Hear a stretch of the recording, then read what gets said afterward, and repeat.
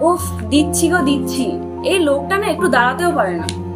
আরে আমার তো দেরি হচ্ছে, তাই তো বললাম।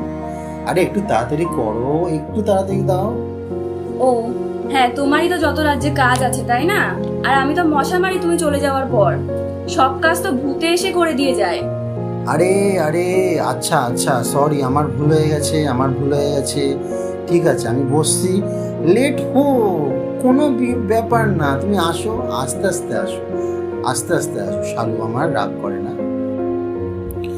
শালিনী যতই রাগ করুক না কেন, সে অত্যাধিক পরিমাণে রোহানকে ভালোবাসে। কারণ ওদের সম্বন্ধ করে বিয়ে হলেও রোহান আজ পর্যন্ত তার অল্প আয় দিয়েও শালিনীকে সমস্ত কিছু, সেই সব কিছু দিয়েছে, যে সব কিছু শালিনী হয়তো বা কোনোদিনও কল্পনাও করতে পারেনি। একটা সুন্দর পরিবার, একটা সুন্দর পারিবারিক পরিবেশ এবং একজন সুন্দর স্বামী হওয়ার চেষ্টা করেছে।